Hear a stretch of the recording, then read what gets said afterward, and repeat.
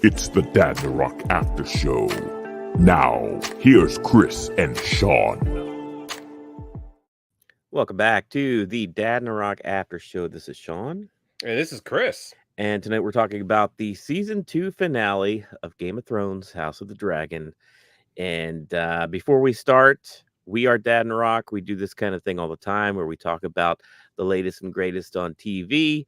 A lot of times do episode by episode recaps. Sometimes we do a whole series recap if you can't get to it. We did that for The Acolyte recently. And we do trailer reactions. We've kind of fallen off doing that a little bit. We haven't done a trailer. Well, there hasn't been a trailer worth reacting to in a little while. Yeah, it's been that's really, at one point we were getting them fast and they were coming fast and heavy. Now that it's kind of slowed off. But since you are joining us now at something that's at the end of its run, be sure to stick to the channel, subscribe if you haven't already to see what's coming your way next. But let's just get into Game of Thrones House of the Dragon Season 2 finale. Oh, yeah. Oh boy. Okay, no, I'm gonna say we typically start this way. What was your thought? When it ended, what was your thought of this finale? I was just like, well, nothing really happened.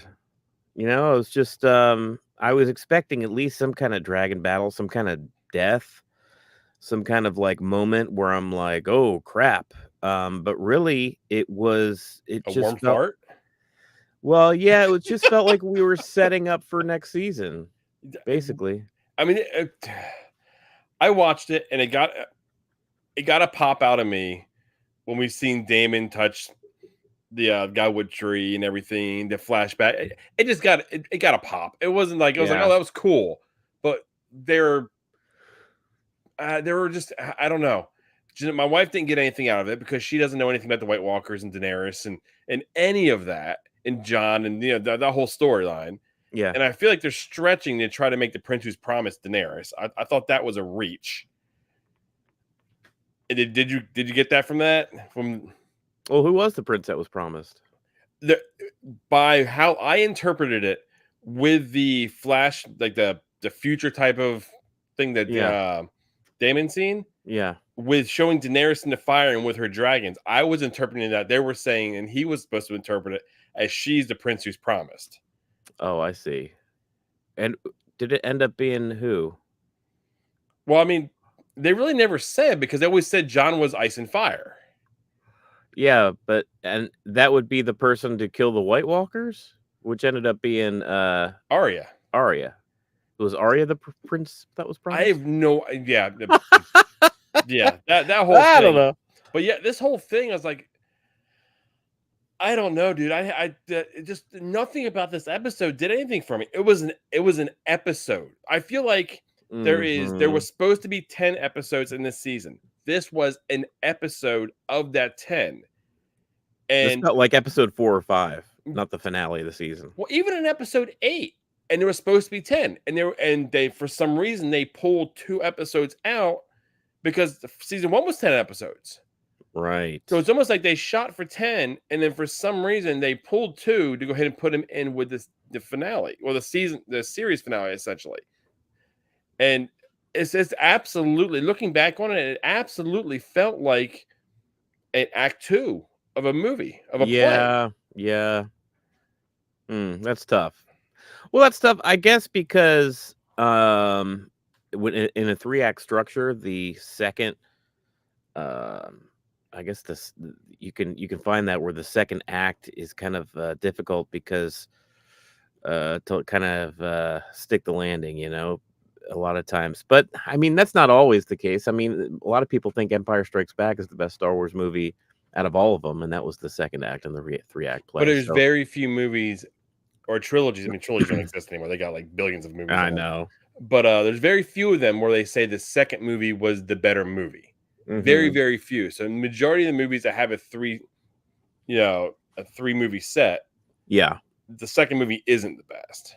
So, but yeah, this one here, it just set everything up. And it's like, you're seeing it coming, and you're seeing it coming. Then finally, Rhaenyra gets on her dragon, which is the first time we've seen her actually do anything of any consequence outside of going to King's Landing and talking to Alicent that one time. Yeah. And going to finally confront Daemon. Finally. Somebody is finally after a And whole season. yeah, and he was, he got his army. He was going to march to King's Landing. He was going to do everything he was going to do. And she showed up and said she threw the brakes on him. But I think the interaction with the tree changed all that for him because he's seen what was going forward, which is cool to see and see that she's going to sit on the throne. But we needed more. I felt very best way to put it. I felt very underwhelmed. Underwhelmed. SD Kapoor is back. Welcome back. It's been a couple episodes since we got you live. Our apologies that we kept moving That the is time slot our on fault you. because we've been erratic. We did that. SD Kapoor says, "Hey guys, great to be here after a boring season finale." SD Kapoor's with you. I hate being one of those channels, and we try to do our best because we'll give you our honest opinions on it, but we try to do our best not to be trending, with everybody else about trying to pile on a show. Yeah. And my biggest thing about this show is do people think the show is better than it truly is? Because what was happening in season 1 is everyone's like, this is better than Game of Thrones. This is the superior show. Yeah. So when we come into season 2, me and you were talking about it. Episodes 1 through 4, I think it was set up, payoff, set up, payoff. It was boom, boom, boom, boom. They were giving us what they were promising pretty much, and they weren't dragging anything out. Yeah. Then episode 5 through 8, it was just kind of like a slog. So I'm like, did the bar get set too high by fans saying this is better than Game of Thrones, and that's why we are sitting disappointed at the end of this episode? It felt like every episode after that big battle episode where was it Rhaena where she died? Yeah. At Rookwood. Yeah. Yeah. It felt that almost felt like a finale in itself. It felt like maybe season 2 should have been those first 4 episodes, and then the rest of the season was just kind of tires with no tread, you know what I mean? We had Daemon that was stuck at Harrenhal. We had Rhaenyra. Rhaenyra just kind of like second guessing herself, and it was cool to see. I guess it was cool. I don't know. It was cool to see these new dragon riders, but then at the same time, I don't find it very interesting. Like, oh, these dragon riders, he has no table manners, so let's yell at him. Like, well, yeah, I don't. You got bigger problems. I'm not into the woe is me that Jace has right now. I love this character all season. He's the one that's grown a backbone. Yeah. Now that they got these other people that have, Targaryen blood in them that can actually been accepted by these dragons, now he's gonna be pouty. We don't have time. We don't have time. Like, just be grateful that they're helping. Yeah. You know what I mean? They got a dragon. They could as easily just like take their dragon and leave. You know what I mean? Yeah, they could too. Go fight for the other side, and then just go hang out in the Vale by yourself. I mean, I'm sorry that you are a royal and you expect your fellow dragon riders to have table manners, I guess. But it's just like it just felt like wasting time. Like, what are we doing, guys? Yeah, why are we sitting here? Why are we kissing their butts? What's this all about? Why? And then we got to the ending, and yeah, I really felt like, wow, this is it. This is how you end a season of television. It was just kind of like wah. Like, now the ending was cool. What they did with the ending, that was fun. But you're gonna have to remind me what the ending was. It was basically showing everyone marching and everything, basically mobilized. I didn't find that cool. You didn't find that cool? No, I found that to be table setting. Well, it was absolutely table setting. All the pieces were being put in Show place. me something happen. I don't count that as something happening. That's just people being put in place for next season. And I can't. Next season's not till a year and a half from now. Oh yeah, I think they say it could be 2026, late 2026 before we see the next season. So when I saw all that table setting, I was like, oh shit, the episode's ending, because like you don't do that and then have more scenes afterwards. That felt like, there's no more time to do it. After this 5 minutes of people like walking in slow motion or whatever getting in place, it's going to cut to black. And I was pissed. I was pissed watching that. Yeah. I mean, it was one of those things like me and my wife, Janessa, we watch it. And I immediately, when it came to the end, we always watch all the extras. We always have. We watched them all last season, this season. Yeah. And I looked at her and I was like, what did you think? And she kind of gave me I don't know. And I didn't know how to respond either, because they got, like I said, they got the cheap pop out of me when it came to looking forward. That's what they were hoping for. They didn't get it out of everybody, but they succeeded with me. But it was cheap. And as soon as that happened, it wore off on me. And then I was back into what's going on. Like, what's Helena's whole role in this whole thing? Is she going to ride a dragon? Is she not going to ride a dragon? Is she a witch, just like Rivers is? Yeah. That's been at Harrenhal. What is her end game? What is her role in this whole thing that's going forward? Alicent offered up Aegon. Said, you know what? She decided to go ahead and say, you know what? You ride in, you fly, you kill him, game over. Who's not even at the castle anymore. No, and he bounced. Like, she had no idea what was going on. Larys took him off. And, you know, that whole conversation between Larys and Aegon was like, that was probably one of the best parts of the episode, honestly. Just that little conversation back and forth, you know, about how he's fried, and, you know, all the, you know, details that we didn't need about him. Yeah. And how Larys is like, if you go ahead and arrest, you know, Aemon, we have nobody. Who's going to ride his dragon? I'm blanking on his name for a second. So he said, you have to go ahead and bolt. And then when they burn it to the ground, you just come back and be, you know, Aegon the Rebuilder, Aegon the Great, and, you know, whatever, you know, adjective you want to add to it. Yeah. And eventually it was cool that he's seen the logic. And now him and Larys are going with it. The Essos they're heading to, I think they said it was. Mm-hmm. So, I mean, that was honestly probably the best part of the episode. I just can't get over the structure of the season, how it ends up being, because, you know, I recall you and I talking about the first few episodes. We were so happy with the pacing and the payoff, the setup and payoff. And it felt like things were really moving, and it was almost not breathless, because you were able to follow along, and you were able to keep up, and everything was just very satisfying. It was a very satisfying watch. And then I just don't get the structure of having basically your biggest episode be in the smack middle of the season, and then just like for the remainder of your 8 episodes just kind of peter out, to where by the time the finale hits, you're literally just putting people in place for your following season, which I guess is something you do, but not like this. You save that kind of thing for the last couple scenes of your finale.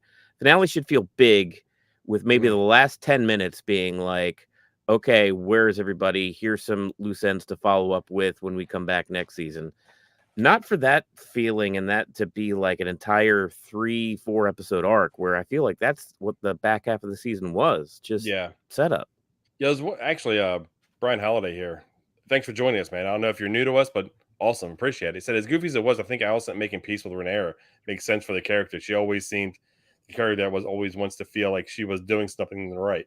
I think, yeah, that was something that was really good as well, because I like how it went full circle. It went from Rhaenyra going to her, and then telling her about ice and fire, and Alicent realizing, oh, I screwed up.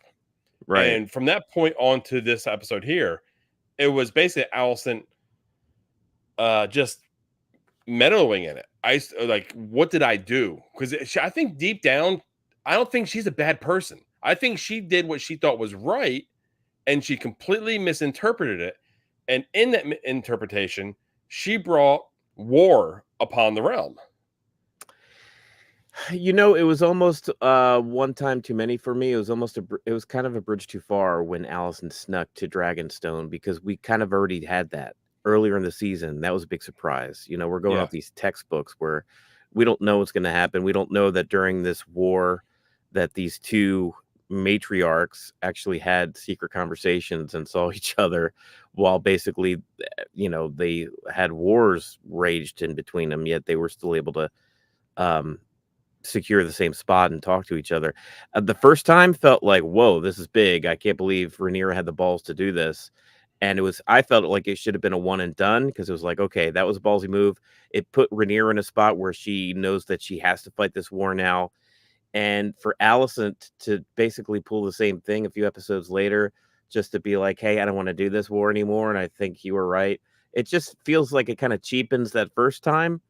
and it feels like just a bridge too far and one time too many, where I just wasn't as into it this time around. I was like, oh, here we go. They're just doing this again. Well, and the one thing about the scene, like I understand why, like the character and everything, and making peace, but it was a lot of, I think, what people didn't like, and it kind of started irritating me a little bit. A lot of the characters this season, it became woe is me, a Mm, whining, pouting. What do I do now? Just kind of a mope. And the only one that didn't mope was the asshole, to be frank, and it was Aegon. I like it, Aemon. He yeah. was the only one that truly wasn't. But he was not somebody we want to actually like. But I mean, he was the only one that seemed to have a backbone. I mean, we've seen Kristen Cole in this episode. I was like, dude, why don't you just fold your sword and get it over with? If you're so worried about dragons flying above you and you're going to die, just go ahead and do it yourself. Or let Allison's brother do it for you. I mean, Well, Aemon, you say Aemon didn't mope, but he did go and burn a city down just because he was pissed off. but he was Uh, pissed off. He went ahead and took action, even being pissed off. I would call that really intense moping Okay. myself. I'll give that to you. uh, um, yeah, we got a very, very bad payoff of Lena finding Sheep Stealer in the Vale.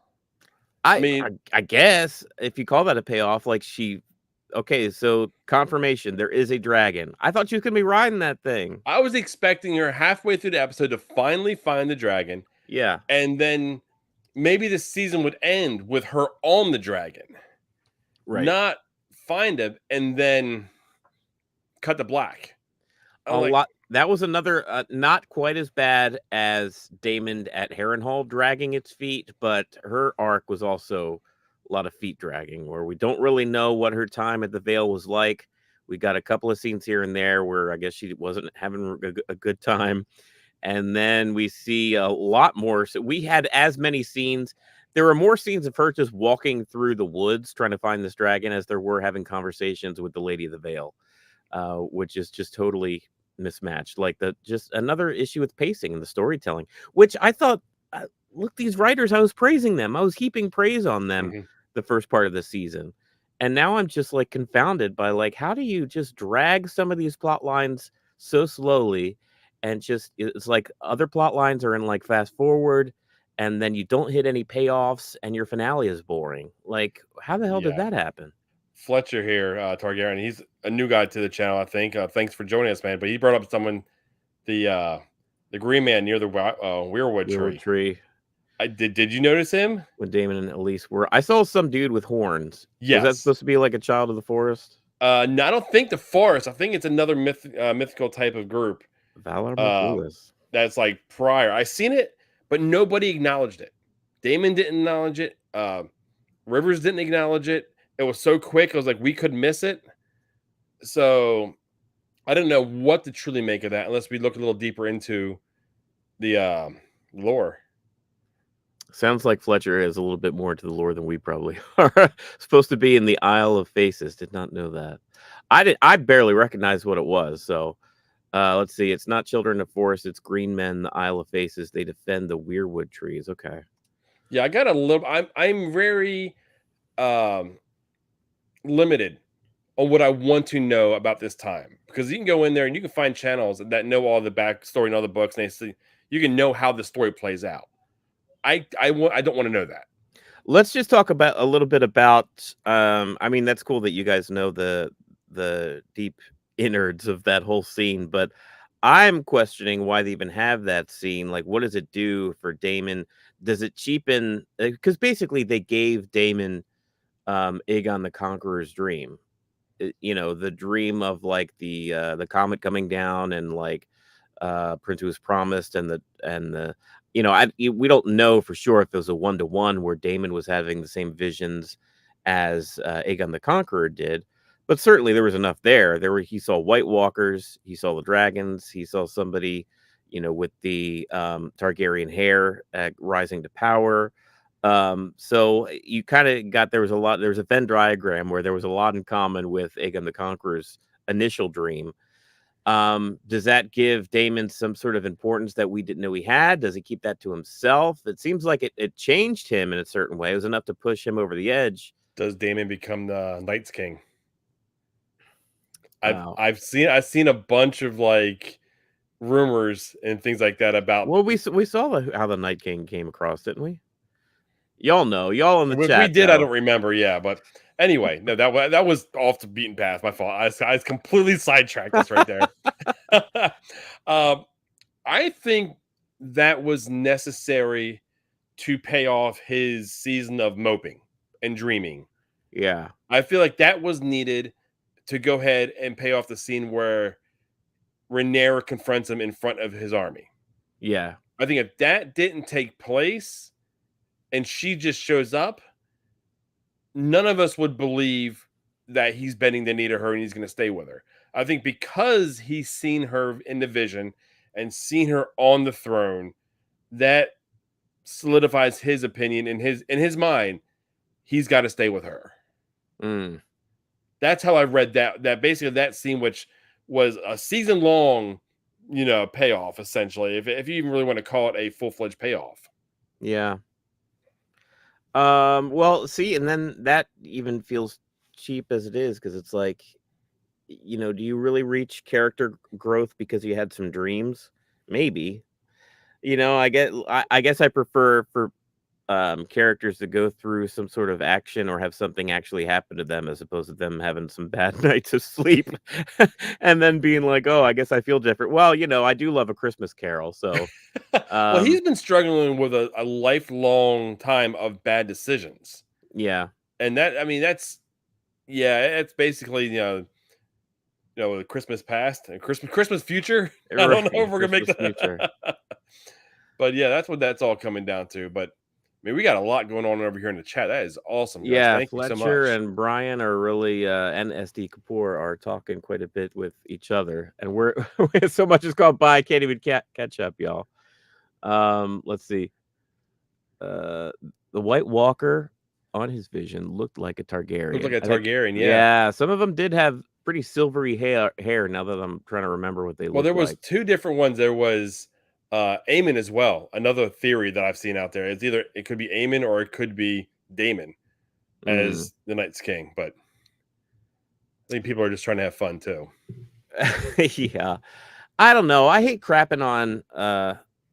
I just feel this was a tale of two seasons, man. It was like two seasons in one. We had a first half and a back half, and I much preferred the first half over the back half. But it was still like no matter how it was, just like Game of Thrones, I was looking forward to Sunday. I was always looking forward to Sunday at 9:00. How kids are in bed, they're good to go. I would turn the TV on, and me and my wife would just watch it all the way through. Right. And then, even though it's Sunday night, we would then turn around and watch the House of Dragon mate built. So we were all in, and still will be. I mean, granted, I can't get over this, and we need to wait 2 years for shows anymore. Right. But it is whatever. I think Otto is locked up in the Reach by some house. May not be Laris or by Laris. That was another thing too. Like, I was just a brief little I didn't. That's not a That's not a cliff note. That should have been. There should have been more to that. Yeah, you could give that as a cliffhanger, but draw it out into an actual scene. Like, that's not interesting in me. Just show me like a snapshot of him, just he's lit by fire and he's in a cage. Like, that is not enough for me to be like, oh, Fletcher you can't even speculate. It's confirming it. Otto was locked up by Laris. Okay. Which would make sense, because if Otto is out of the picture, Laris has more control. And he has had control in King's Landing the whole time, essentially. He's been in the ear of everybody. If it was Alicent, if it was Aegon, you name it. Laris locked him when Aemon told him to go get to be the hand. Laris doesn't want that. He's planning another whole plot with Aegon. Okay. It doesn't give any inkling. They just said that he was missing. So is he still in King's Landing? Like, he's still just locked up in King's Landing somewhere? Yeah. That's interesting. Well, that's a spoiler, by the way. Yeah. What else? I mean, I don't even know really much more of the season. Daemon pledged himself and his men. That was a nice little rah-rah scene. Alicent stopped by Dragonstone, had Oh, that we seen conversation. Alicent's other son. Did you catch that at the end? Flying the new dragon, the blue dragon. Dreamfire? Apparently, it No, actually breathes like blue fire rather than red. I So didn't see that. Was you that didn't you in didn't there? catch it at the end? Yeah, it was when the high towers were Yeah. marching. A dragon flew above them, and it was a blue encrusted dragon. Apparently, it's got a different type of flame with it. I guess I wasn't looking close enough. They didn't have an actual actor as like dragon. Like it didn't show who was riding the No, it dragon, didn't right? show who was riding it, but based on the dragon, it was Yeah. the connection because he has a dragon, and he's been there with at Old Town, Yeah. and now he's coming with them. So that's the only way I was able to connect those dots.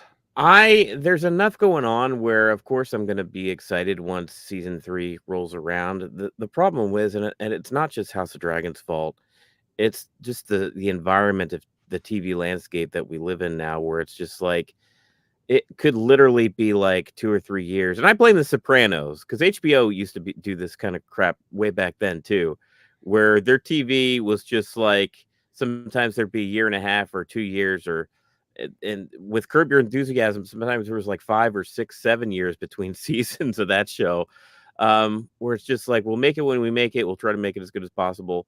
And meanwhile, like, we're just gonna be sitting waiting for season 3 to roll around. And aren't there some rumors where they're gonna try to go beyond? I thought it was gonna be done with the season 3.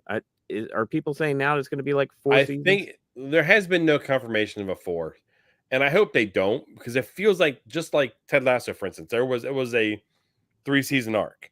This needs to be exactly what they've done because they're running out of time.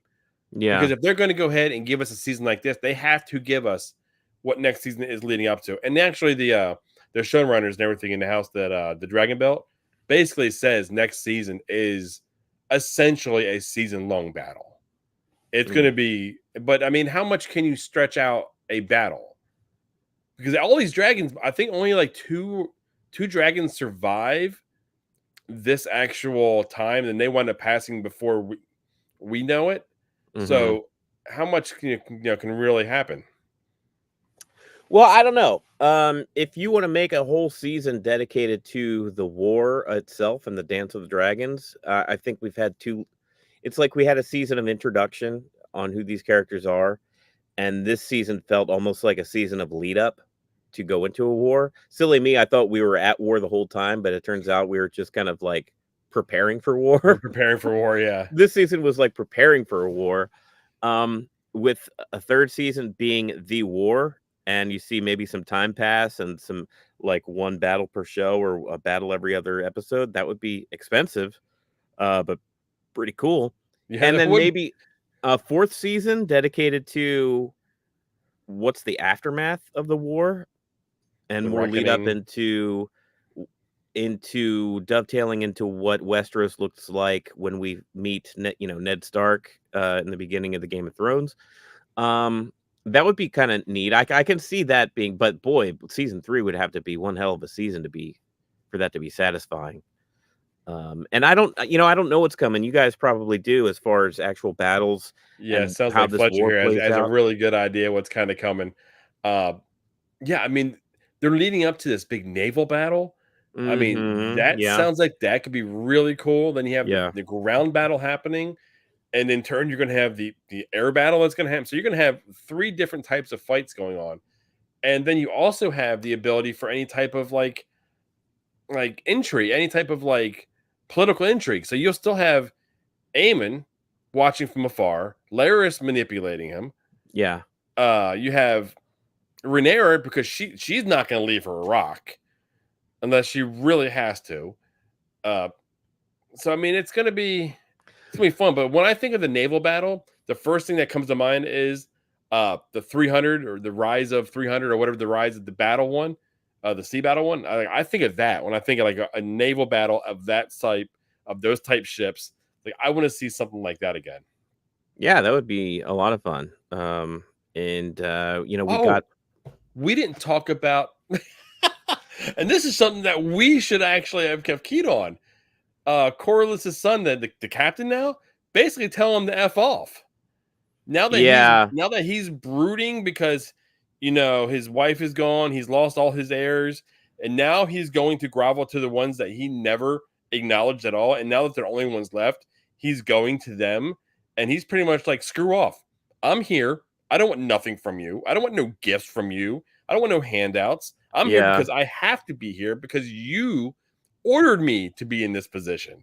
Yeah. I was like, that is awesome. And you've seen how it landed on Corliss too. Yeah. It was like one of those, like, I know I screwed up. You can see in his face. Yeah. And like he knows there's nothing he can do about it. That scene didn't hit me as much as I thought it would be. I don't know. I guess it just felt like more delay. Like, I get it. You two have a bad relationship. Like, I get it.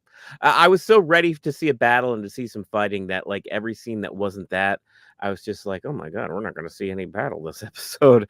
So in the back of my mind was just like, okay, here's another scene of exposition. Here's another setup scene. Here's another scene.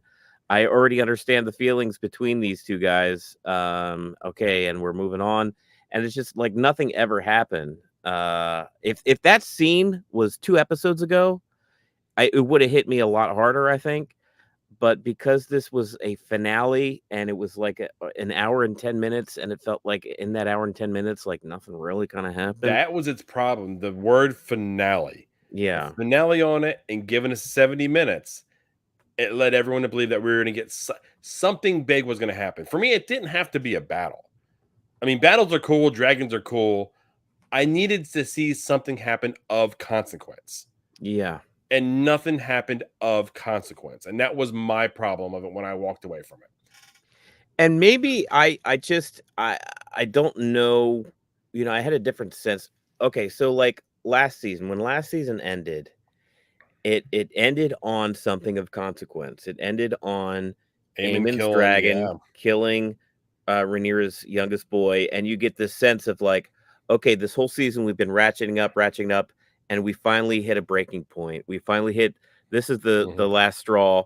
It's on now. Like, we're in war now. Like, these two families are going to be more than just biting back and forth. They're going to be feuding. We're heading into a war.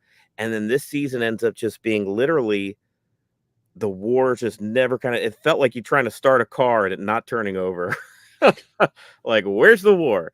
Here comes the war. Oh, it's coming. And then we had that one episode with a big battle, and it had consequence. But I feel like if I'm looking back on this season, that was it. We had like one episode of actual war. And, I don't know. I don't know. It kind of left a bad taste in my mouth. These last few episodes were just really had me question what this whole season was. Yeah. I mean, I really can't say anything to dispute that, frankly. Yeah. I mean, Rook's Rest was basically what the season finale should have been. Mm-hmm. Or they should have moved forward the claiming of the two dragons, the dragon riders coming forward. That should have been the season finale. Because if Vhagar was flying in and it ended on Vhagar pulling the e-brake, and turning around and seeing Rhaenyra and the dragon sitting there, if that was the finale, that's of consequence. Now, Aemon,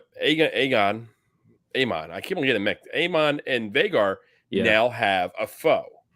Mm-hmm. But they went one step too far by really not giving us anything here. But, I mean, I just feel like there's something that's going to happen in the beginning of season 3 that could have happened. They could have rolled back an episode or two to give us something this episode. You know what I mean?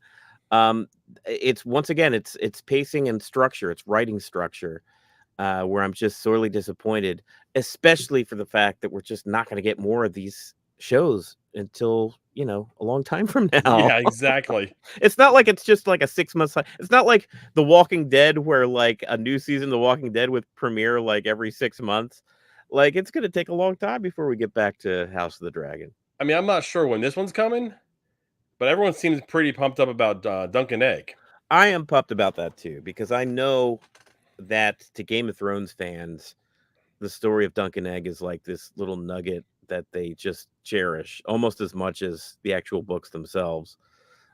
So yeah, hopefully HBO does it right. They have a good track record of adapting these things pretty well, whether it be, The Last of Us or, the Game of Thrones Song of Ice and Fire series. So hopefully they do a good job with it. Yeah, so I mean, I think we dunked on this one hard enough. I mean, well, okay, so no, okay, we did talk about like the actual series, season 2 as a whole. Yeah. Like your opinion, like I said, let me ask you that. I did ask you, is it a product of us as fans setting the bar too high, or was it appropriately set and we just didn't achieve the bar? No, I don't think so. I think the reasons that I had an issue with the latter half of the season are just kind of basic writing, TV show writing 101. They were firing on all cylinders on that first. They clearly know what they're doing, because the first half of this season was like, set up payoff. I specifically remember us talking about it. Like, Mhm. they introduce something and then they pay it off, and it's not something I have to wait a whole season for. It's like the next episode, and they keep reintroducing stuff and keeping me engaged. I'm engaged. And then when you have Daemon at Harrenhal doing the same thing over and over and Mhm. over again for 6 or 7 weeks in a row, guess what? I'm not as engaged. That's just like, you were doing so well, and then for some reason you decide to change it up and structure the rest of your season so differently from Yeah, how you Daemon guys were was doing it. one of my favorite characters, and then it got to the Yeah. point where I didn't care what was happening with him anymore. Yeah. So it was just that's just what it was. I mean, what do you guys overall think? I mean, we know you guys are talking back and forth. What is your overall opinion on how the season went? Are you able to put a poll out? Can you put a I poll? I could I'm try. putting you on the spot. See if It Chris can may put a poll out. it may take me a second. Um, but there is something to be said about sophomore slumps too, as far as TV shows. A lot of times a TV show will knock the first season out of the park, and then season 2 will kind of struggle. And if you can make it past the season 2 and really kind of ramp up in seasons 3 and 4, then you have a show that's going to be well remembered for a long time. But a lot of times shows can't get past their season 2.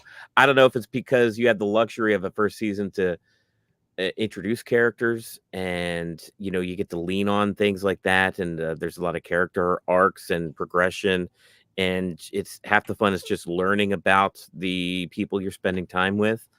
um Real quick, and I did get a pull up. Okay. Basically, it was, did the season live up to your expectations? Good, Yes or no? good question. Let us know. Chris will check back in real time to see what you guys think, if this season of House of the Dragon lived up to your expectations going in. Um, but yeah, I don't know. What does Allison do from here? I mean, okay, so we didn't even talk about the plan.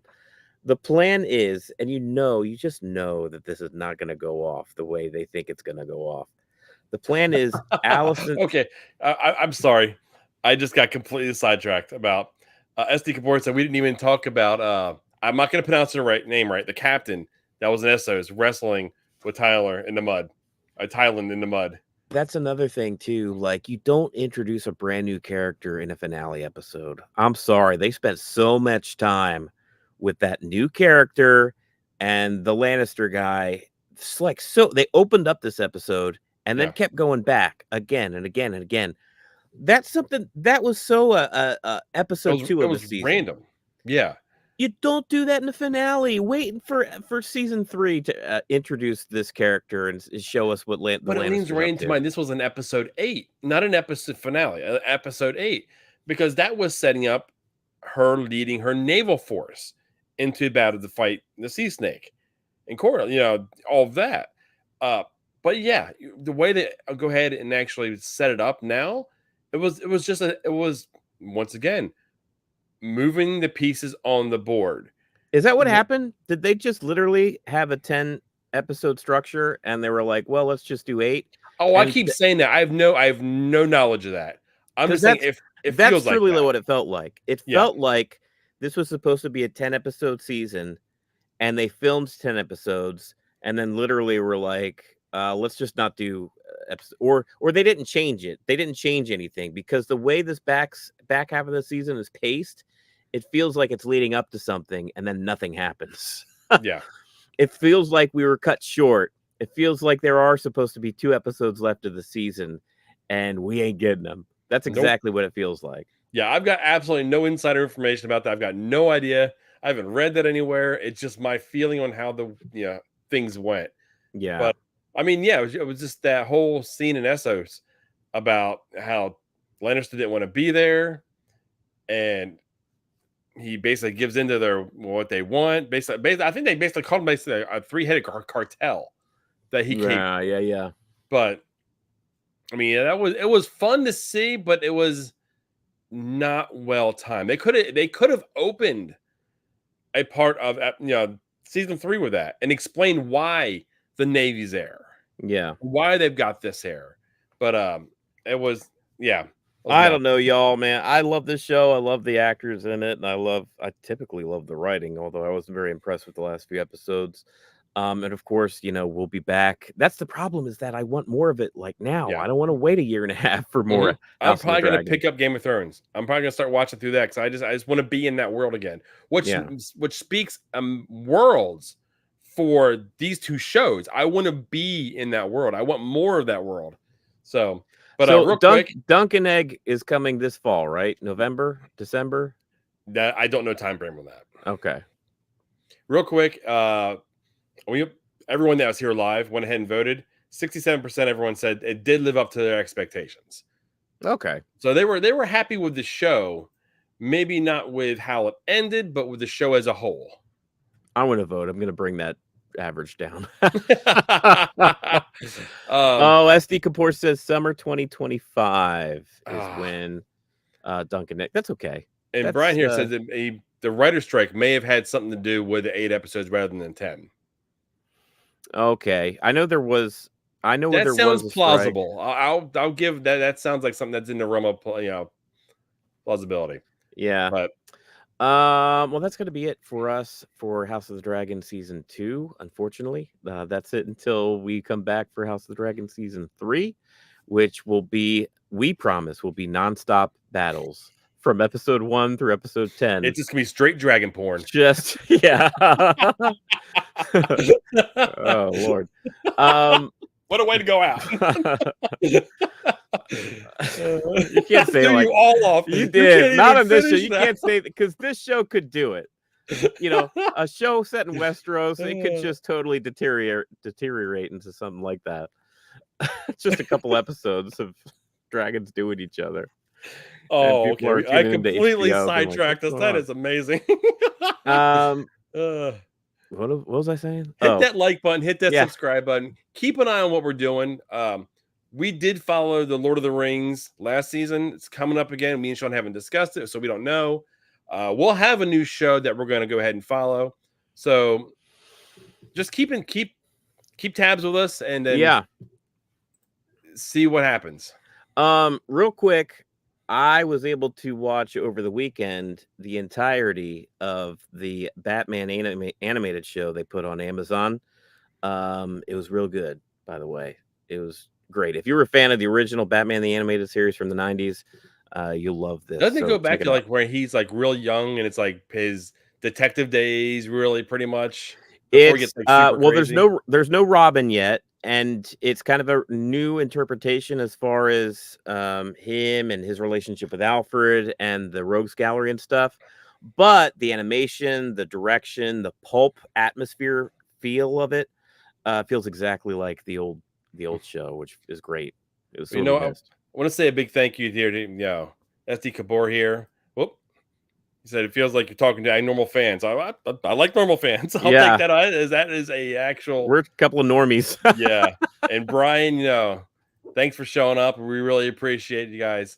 Who else was here? Fletcher, if you're still here, thanks again. Yeah. Our show is so much better when we have you guys actually interacting and giving us comments. We bring them up. We always say this all the time. There's no paywall. We want the interaction. We want you guys to be a part of the show. When it's just Sean and I, quite frankly, the show may be boring. Especially in a show like this where we really are not enthused to talk about it because we just don't like, dumping on a show if we're not into it. But Stay tuned to the channel. If you haven't subscribed already, please do. We'll have more stuff coming up. I'm sure there's another show. I mean, you and I were huge fans of The Last of Us. We didn't cover that We on didn't here, cover it, no. But but I I was think, doing a weekly like YouTube shorts of it yeah, because I never played the game. I was completely fresh to it. right. So I was trying to give us some type of content for it. Yeah, I mean, there's all kinds of stuff coming out here over the next few months as far as Stellar TV. So we'll be here to cover it. Chris and I will be deciding. Maybe you know what we can do. Okay, and this is a promise to you all. Maybe we should come up with 4 or 5 different options as far as what's coming out in the next few months to see gauge kind of what the interest is. Maybe put another poll out there to see what you guys want to see. I think that would be fun to get some feedback from you all on that. Yeah, that would absolutely be cool. Okay, guys. Well, once again, thank you for watching. Thank you for following us to this season 2 of the House of the Dragon. Thanks for the interaction. We really appreciate it. But I think it's time that I always say this time. I always pay my debts. See ya.